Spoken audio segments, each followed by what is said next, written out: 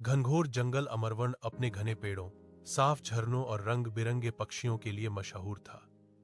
इस जंगल का राजा था वीरू हाथी, विशाल शरीर, शांत स्वभाव और न्यायप्रिय दिल वाला राजा।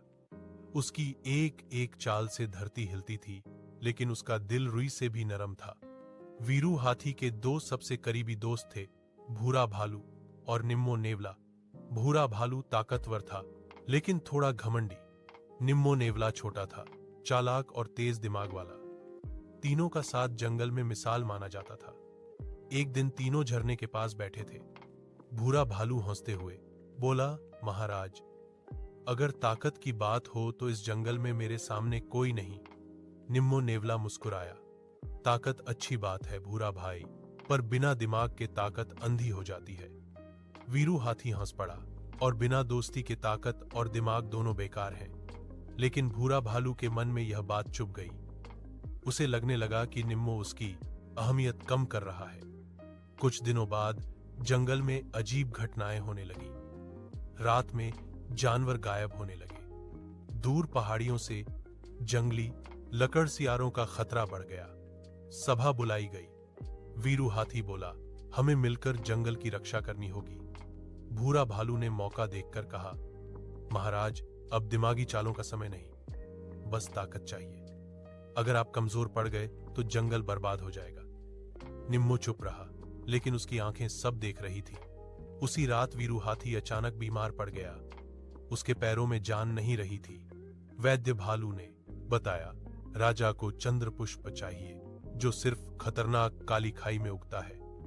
सन्नाटा छा गया। काली खाई से आज तक कोई सही सलामत नहीं लौटा था। भूरा भालू बोला, महाराज, मैं जाना चाहता हूं, लेकिन अगर मैं गया और मारा गया तो जंगल की रक्षा कौन करेगा? तभी निम्मो नेवला आगे आया। मैं जाऊंगा महाराज। सब हौस पड़े। तू इतना छोटा नेवला? निम्मो शांत स्वर में बोला, छोटा हूं, कमजोर नहीं। वीरू की आंखें नम हो गईं। जाओ मेरे दोस्त, पर सावधान रहना।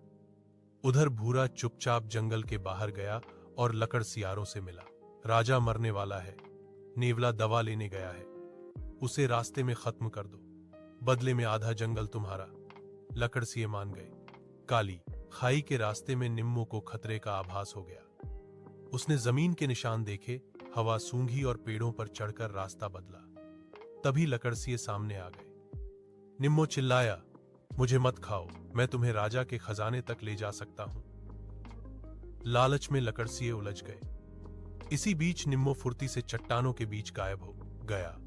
थोड़ी देर में उसने चंद्र पुष्प पा लिया और जंगल की ओर दौड़ पड़ा। इधर सभा में भूरा बोला, देखा, मैंने कहा था वो नहीं लौटेगा। अब मुझे राजा बनना चाहिए।